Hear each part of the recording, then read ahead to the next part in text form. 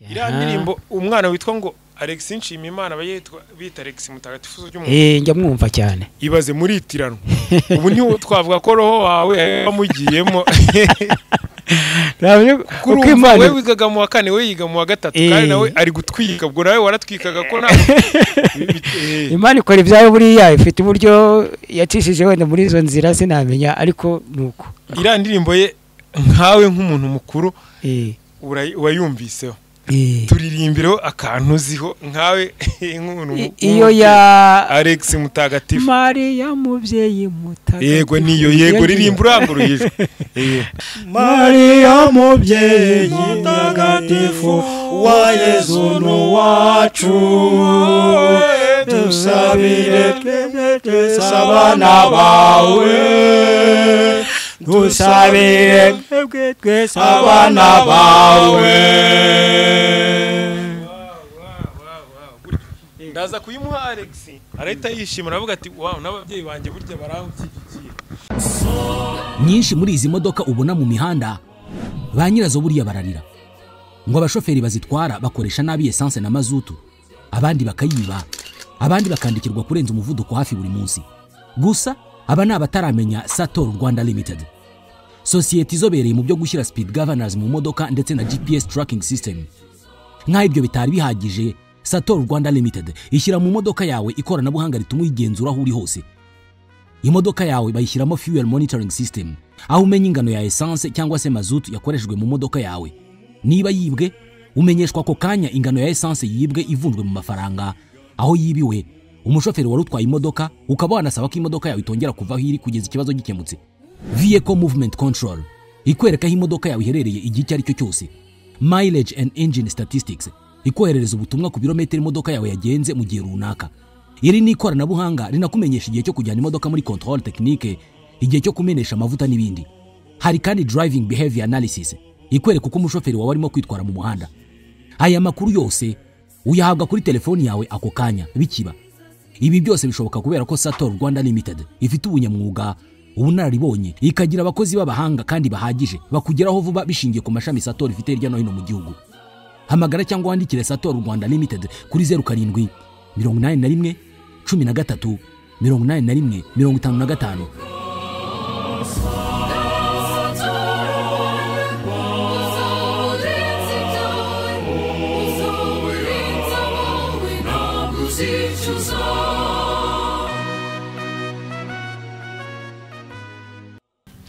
Singirizwa iteka mu bushyo bwawe, twese inama zawe turagukunda.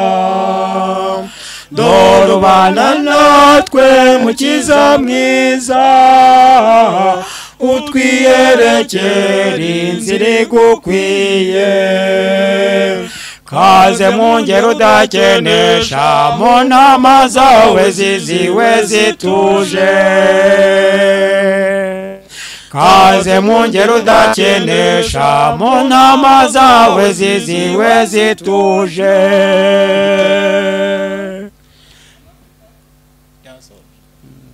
Icya mbere hari ukuba nkunda Rwanyange. Icya kabiri nkunda naho mvuka. Kugira ngo mpateze imbere hazamuke hamenyekane, kuko mpamya ko nimba wamaze kubona iriya ndirimbo hari abandi benshi nabo bamaze kuyibona. Ibyo byonyine birazamura akarere dutuyemo. Noneho n'indirimbo za Rwanyange zikatangira kujya hagaragara.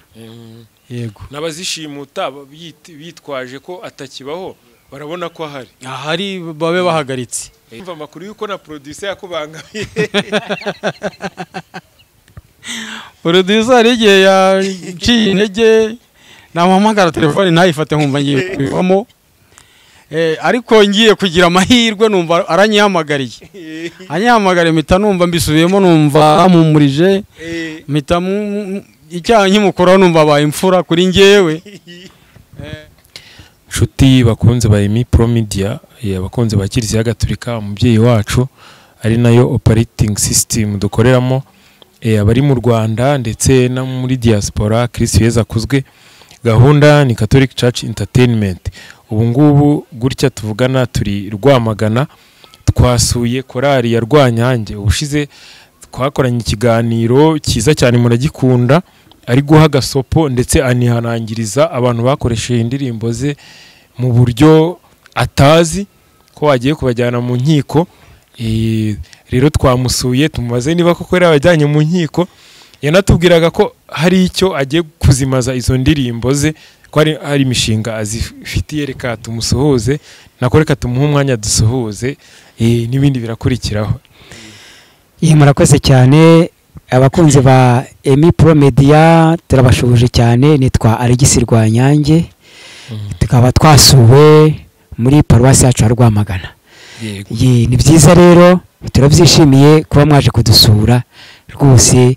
Ibintu ni byiza, ni hokemenwe muri make. Wow, akuzuye umutima agasesekara no ku munwa, ndi kubona wishimye. Ubwo nibyo rwose. Ariko hari abandi bantu muri kumwe utatubwiye, cyangwa kandi kubona ari bakuru bashaje, wabaha umwanya bakivuga none tugahita dukomeza. Nibyo byiza kwivuga kuko barakuze. Reka mbere hano ku ruhande. Yego. Murakoze cyane. Nitwa Karasira Pierre Celestin, nk'abandi perezida wa korali Yeruzalemu Santarare Ruramira. Wow, Yeruzalemu nshya. Ntabwo ari Yeruzalemu nshya, ni korali Yeruzalemu. Hari indirimbo ivuga ngo nzataha Yeruzalemu nshya. Nagize ngo ni Rugamba Spirian. Ariko natwe dufite indirimbo yitwa Umurwa Muhire Yeruzalemu. Uye ni ngo umurwa muhire ni yanyu. Reka Rwanyange ntabwo rero yimbwiye iyo ndirimbo. Ndiye rero mu kanya murayituririmbira, urumva ni nayijyanye. Iyi mune ya korali ihimbaza korali. Wow. Rwanyange ubwo ni perezida wa korali. Wow, ni byiza. Reka dukomeze, ubwo turaza kumubaza ibindi bintu byinshi mu kanya. Murakoze. Nanjye nitwa Ndayishimiye Jean Bosco, ndi umucuranzi muri korali Yeruzalemu, nkaba n'umuhayiti wabo. Wow. Ahite harya abashinzwe iki? Abashinzwe ibintu bya tekinike, kumenya buri kimwe mu bijyanye n'ikoranabuhanga rigezweho muri iyi minsi. Ubwo korali Yeruzalemu mwamaze kwinjira tayari mu ikoranabuhanga. Dufite ibintu cyashya muri buze kumva. Binajyanye ahubwo n'ibintu ngo Yeruzalemu nshya. Urumva yavuze Yeruzalemu nshya, hari Yeruzalemu ishaje n'inshya. Urumva namwe muri Yeruzalemu nshya. Yego. Iko bimeze. Yego. Nitwa Vincent Nsengiyumva. Nanjye bagize korali Yeruzalemu, ndi mujyanama wayo, ariko ndi n'umunyamuziki, nigisha ndi mu bigisha korali indirimbo. Insobanukiye mu byerekeranye n'amanota. Ubwo ni wowe bakesha kuririmba neza kwa kune nabyumvise. Yego, kimwe n'abandi. Hari indirimbo mwasohoye mu kanya maze kumva. Turi benshi ariko nge ndi umwe nyine mu bagerageza kwigisha korali mu buryo bugezweho. Yego. Nabashije kwigaho ku byerekeranye n'amanota, ndasoma nkigisha. Yego. Wow, ni byiza cyane. Nsubirize umukurambere wacu Rwanyange. Karame, ndakwemera byatani. Nanjye nuko ariko Kigali nkaza kukureba Rwamagana. Ni byiza rwose, ntako bisa. Ubushize nyine urabyibuka mu kiganiro twari twakoze. Se mbere yuko yenda dukomeza, hanze abakunzi bawe babyakiriye bate cya kiganiro twakoze? Wari wavuze ko wihanangirije abantu bose bakoresheje indirimbo zawe mu nyungu zabo kandi utanabizi. Ntako mutagize, mwaramfashije cyane kuko indirimbo bazitwaraga umunsi ku munsi. Ariko iyo urebye kiriya kiganiro twakoranye cyatanze umuti. Aricyo cyakoze kuko abantu bari bazi ko napfuye ntariho, indirimbo bazitwarira uko bashaka, bazirimba uko bashaka, ariko ntawe najyanye mu nkiko, ariko bira byabaye gasopo. Ku buryo batongeye. Wahise ubabarira cyane n'abababariye. Ariko Rwanyange watwibukije izubasha kwibuka uhereye kuri nzataha Yeruzalemu nshya, umurwa muhire. Umurwa muhire iyo ngiyo ukazitondekanya izubasha kwibuka kugira gasopo ikomeze. Kuko hari abantu yenda bataba babifashe mu mutwe, bagomba gukomeza, tugomba kubyibutsa. Kamere ko umurwa muhire. Yego. Umurwa muhire Yeruzalemu,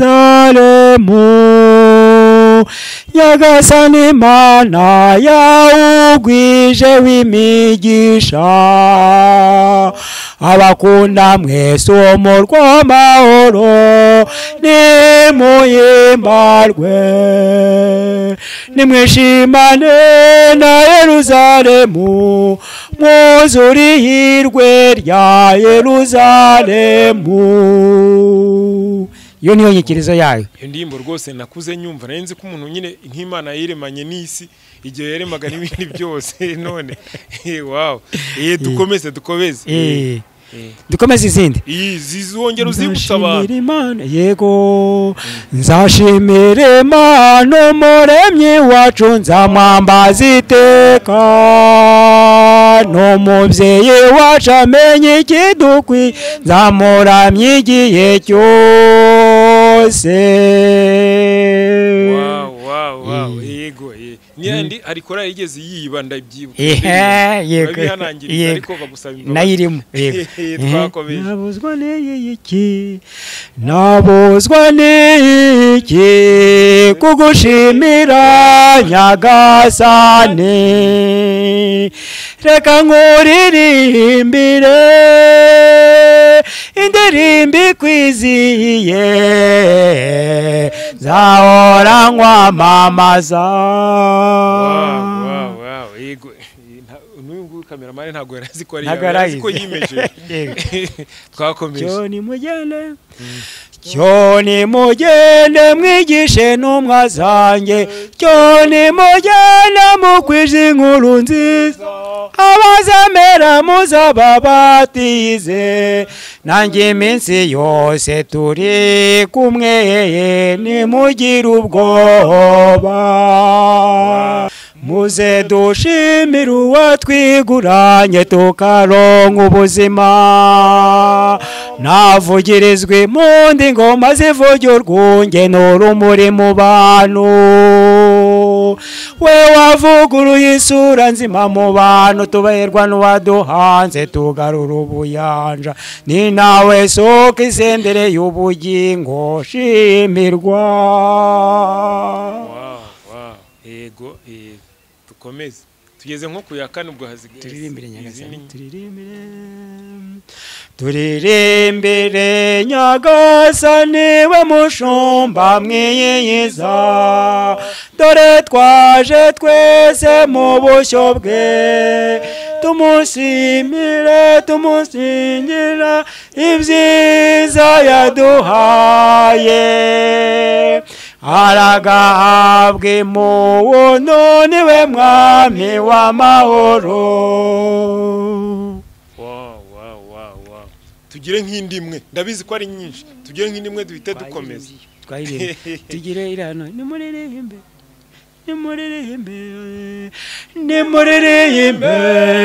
nimuyimbarwe jambo igize umuntu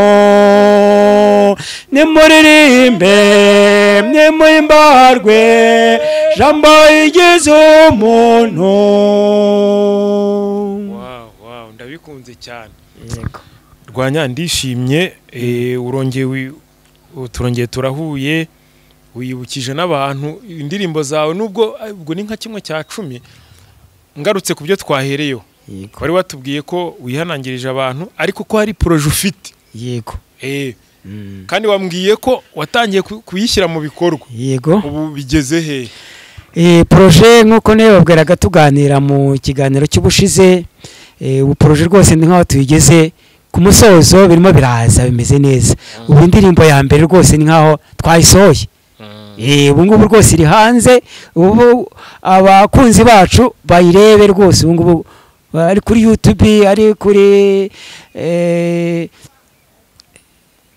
mukanya amaze kuyibona amaze kubona indirimbo niyo mpamvu rega nahise ntega igitaraganya nkazi rwamagana kuza kukureba. Yego iyo ndirimbo nabonye iri kuri channel y'abantu bitwa Yeruzalemu amaze kuvuga mukanya president. Yego no kuvuga projet wahise ukora uravuga uti indirimbo zanjye aho kugira birirwe bazishimuta reka mite nkora korali nyite Yeruzalemu nibyo. Oya korali Yeruzalemu ni korali nubundi yashinzwe muri 87 akaba ari wari uyibereye president.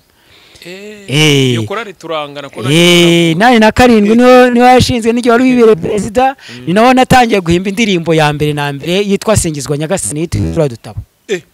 Iyo ndirimbo ntago nibagiye turakomeza ni ya indi yitiriwe abadukurikiye inshuti bakunze ba Mi Pro Media n'abanyamuziki bose gaturika cyane cyane abo mu Rwanda harabajya banenga ngo mvuze gaturika ni gatorika niko bajya bambwira ngo nzaje mvuga.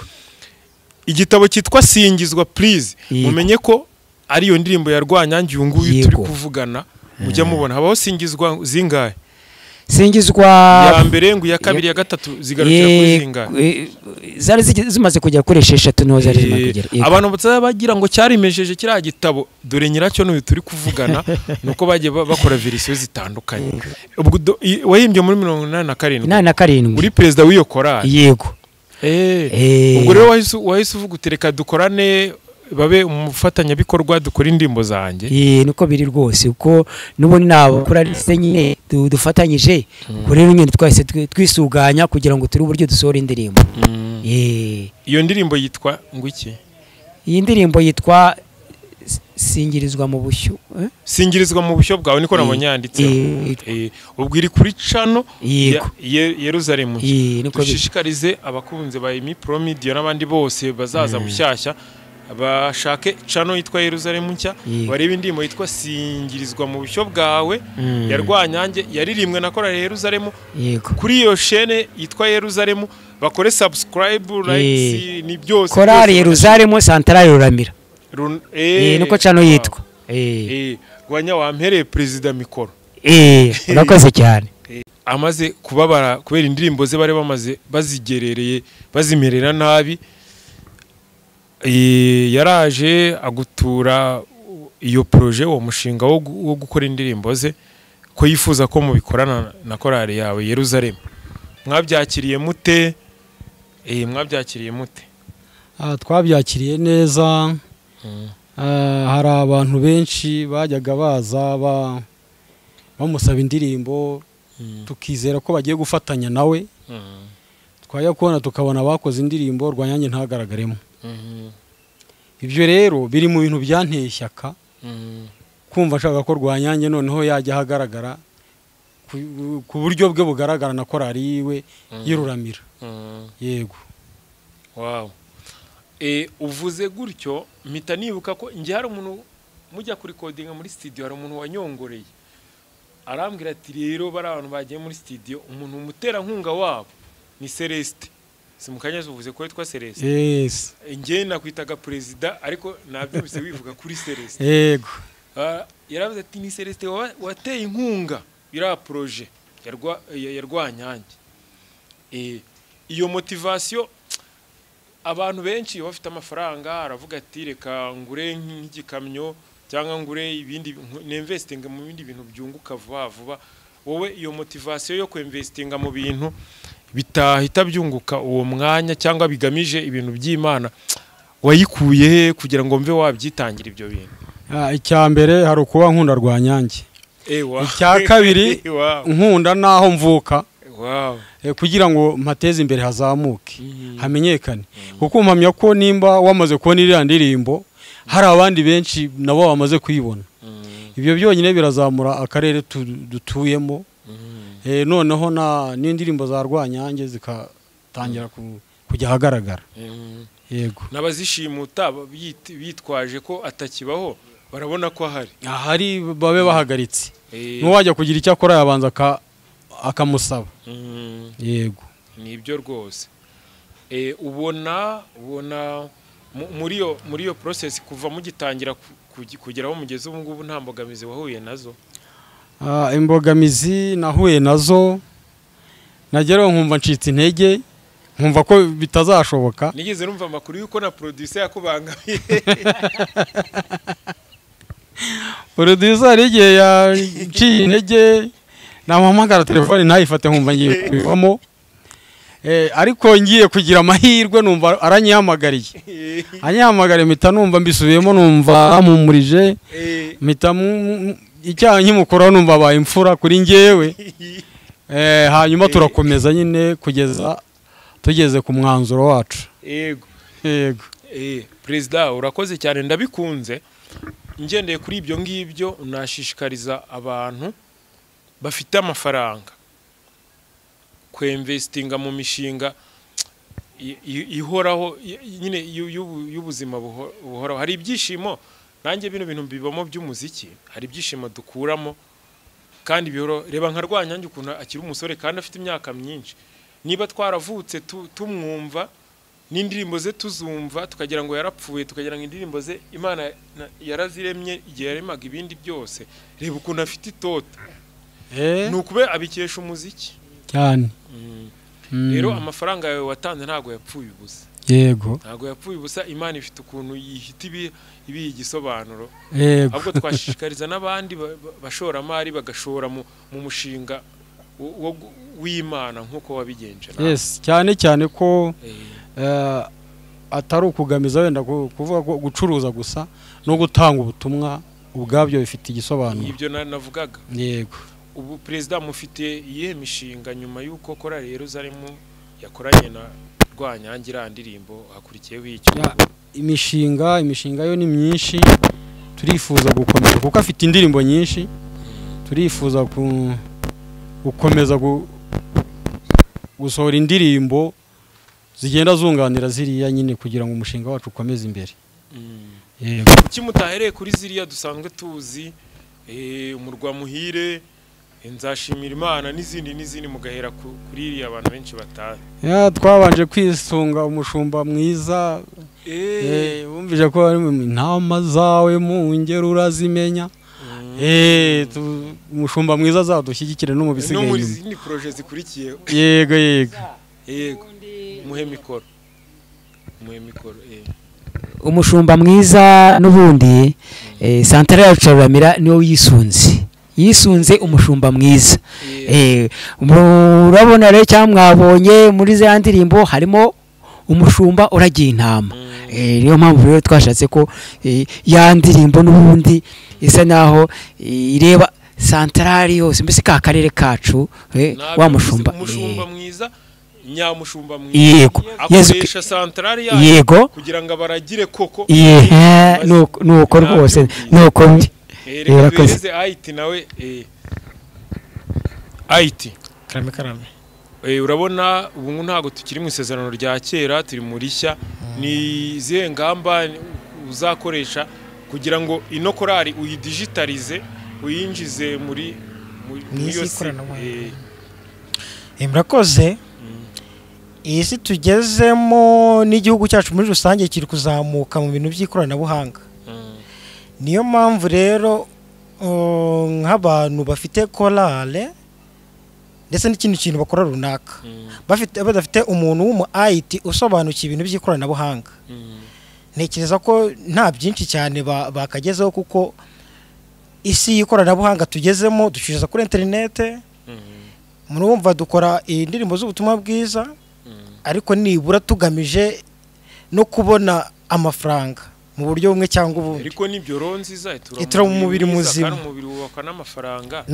Ibiryo bivuye mu mafaranga, ibyo nibyo. Niyo mpamvu rero muri urwo rwego, ariyo mpamvu nkanjye nk'umu IT wa korali yacu Yeruzalemu, dufatanyije n'umuhanzi Alex Rwanyange, twishimiye kubashyirira hanze no gukomeza kubagezaho indirimbo mu buryo bw'amajwi n'amashusho binyuze kuri channel yacu ya Korali Yeruzalemu Santarari Ruramira. Abantu bazakomeza ko izo ndirimbo za Rwanyanze zavuzwe haruguru binyuze kuri iyo channel, bagakomeza no kudushyigikira bakanze subscribe, nibura gakanda like, bakanasharinga ku bandi bantu kugira ngo iyo channel yacu izamuke mu buryo bwo mu mufuka, niko navuga. Nizere ko urabizi neza nk'umuhayiti ko atari YouTube ibaho gusa, nyine muri platform hari za Spotify,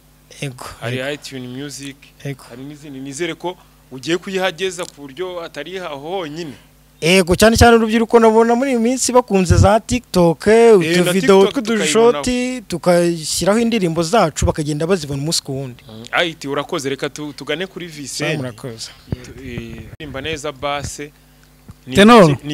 Tenor niki wavuga kuri iki gikorwa mugezeho kuri wowe bivuze iki kuba mwasohoye indirimbo ya mbere ya Rwanyange kandi muri korali Yerusalemu uririmba amatenor? Yego, igikorwa ni ingirakamaro cyane, ni ingirakamaro kuko urumva igihe gishize ni cyinshi tubitekereza, indirimbo ziri aho ngaho ariko zisorwa n'abandi. Ubu rero kuba dushyize hanze igihangano cya mbere gikurikirwa n'ibindi, kuko nta mugambi dufite wo guhagarara, tuzakomeza. Buri ndirimbo yose dufite gahunda yo kuyifata tukayikorera amanota ku buryo bugezweho, tugakurikizaho kuyigaragaza mu buryo bw'amashusho ikagaragarira isi yose. Ni igikorwa cy'ingirakamaro rero twatekereje imyaka myinshi. Ubu ni byiza ko rero tukigeze ku musozo wo kuba noneho tugiye kugaragaza ko natwe iwacu dufite impano. Ni igikorwa cyo kugaragaza ko Rwanyange wacu uzwi n'isi yose, babonaga mu bitabo agihari kandi agifite n'impano, dore ko hari ibihangano bindi bishyashya byinshi bitanditse muri ibyo bitabo. Ibyo bitabo byasingizwa byandikwaga muri za 40 na kangahe, byandikwaga icyo gihe, ariko ubu hari izindi nshyashya dufite nyinshi cyane zitanditse mu bitabo zacu ziri muri korali nyinshi cyane. Dufite rero gahunda nk'ubu rwose, dufite gahunda yo gukora izindi ndirimbo nshyashya zihari nyinshi rwose, nyinshi zihari, dore ko muri korali dufite n'abandi bantu bafite ubushobozi bwo gukora izindi ndirimbo bazamwunganira rwose, bafite indirimbo, dufite ubushobozi rwose bwo gukora ibintu birenze. Kuba rero tugiye hanze tukagaragaza ko Rwanyange wacu agihari, natwe duhari, ni ikintu cy'ingenzi cy'ingirakamaro cyane, kandi dukomeje urugendo, ntabwo tugarukiye aha ngaha. Yego, urakoze cyane Vise, nsubiriza umukurambere wacu. Rwanya, indirimbo ya mbere wayihimbye muri 87 haryo. Wari ufite imyaka ingahe? Hagira ngo ntiyari nka 22 si nkaho. Wari ukiri muto bya hata. Watangiye kuririmba noneho ufite ingahe? Natangiye kuririmba si imyaka sinyibuka, ariko natangiye ndi mu mwaka wa 4 primaire. No natangiye kuririmba. Ubwo hari umudiregiteri wakundaga ibintu byo kuririmba cyane. Ubwo rero icyo gihe nayoboraga n'abana nyine mu ndirimbo, naho byazamukiye n'impano yatangira urebye muri make. Ubu Rwanya ntitwavuga ko hari umwana uhari muri no minsi, yego, mwitiranwa neza, ariko Rwanyange bitari witwa Alex, kandi nawe ni mutoya, we nta gahimba. Ni mpamvu nkubaje ngo watangiye ufite imyaka ingahe? Wigaga mu wa 4, we yiga mu wa 3. Iriya ndirimbo umwana witwa ngo Alex Nshimiyimana bita Alex Mutagatifu cy'umuntu, njya mwumva cyane. Ibaze muri itiranwa. Ubu ni twavuga ko roho wawe wamugiyemo.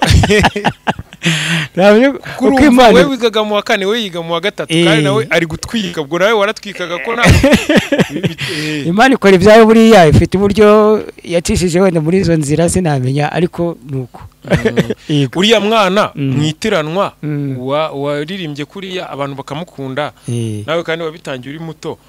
Bivuze iki ku bantu bitwa ba Alex, ariko cyane cyane werekeza ku rubyiruko, ubutumwa mu rubyiruko? Icyo bivuze buriya, nkuko navugaga, Imana niyitora nyine itanga ingabire runaka, ariko mu bijyanye n'urubyiruko byumvikane ko urubyiruko rutagomba gushamadukira ibintu gusa by'isi, bakagombye no kumva ko iby'isi bifite nyine ubigenga ari Imana. Iyo Mana rero niyo bakagombye guha umwanya wa mbere, ubwo rero ugize amahirwe ariho Mutagatifu akaguha ibishashi byo kugira ngo n'ubundi uyikorere, uyigarukire, ujye mu nzira, nta kabuza urayikorera. Ubwo rero rwose byaba ari byiza mu rubyiruko cyane cyane habonetse abakorera Imana, ntibajye mu by'isi gusa. Nka kuriya abikora. Iriya ndirimbo ye nkawe nk'umuntu mukuru wayumviseho, turirimbiro akantu ziho nkawe nk'umuntu iyo ya Alex Mutagatifu Maria mubyeyi mutagatifu yego niyo yego ririmba uranguruje ntago nyizi neza ariko ibyo uzi nta kibazo cyangwa bagufashe nikambaye mikoro kugira ngo bagufashe neza gutya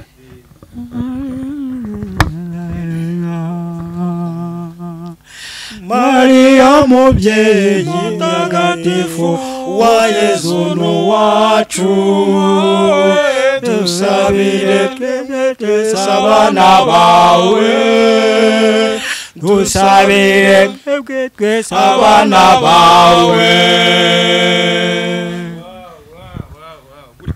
ndaza kuyimuha Alex arahita yishima aravuga ati wow n'ababyeyi banjye burya baranshyigikiye arahita yishima tugana ku musozo rero ni igiki wabwira abakunzi bawe tugana ku musozo n'igihe cyagiye abakunzi bakora Yerusalemu abakunzi bakora Yerusalemu n'ubundi no kubashishikariza ko twinjiye muri cya gikorwa nyirizina twatangiye ubu ngubu tukigeze ku musozo bagomba kudushyigikira badushyigikire kuko ibihangano birahari byinshi ariko ubu noneho nabo dukeneye inkunga yabo kugira ngo badufashe bya bihangano noneho bibashe noneho kujya hagaragara ndetse n'isi yose ibibone muturirimbire rero ya ndirimbo refure yayo imwe mwasohoye duhite dusoza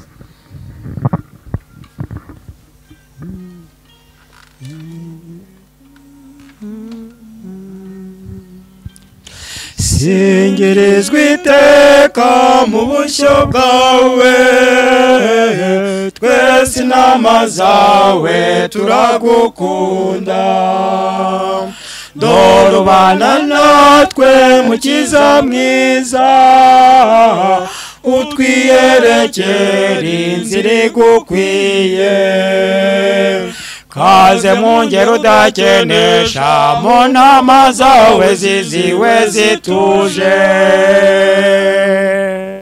kaze mu ngero udakenesha mu nama zawe ziziwe zituje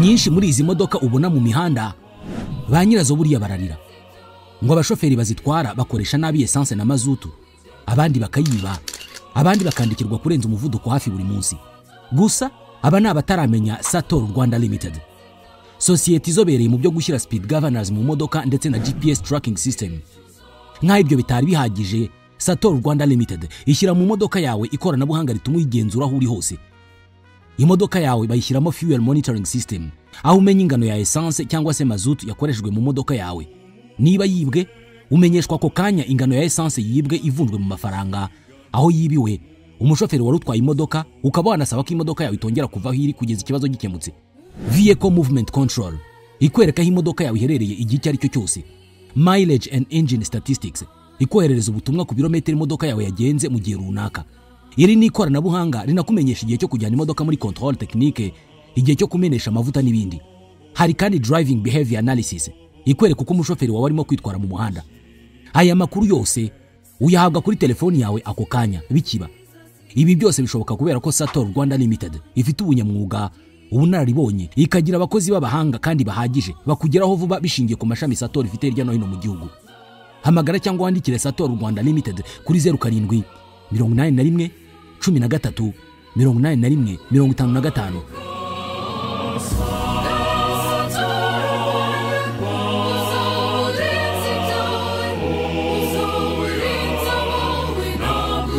choose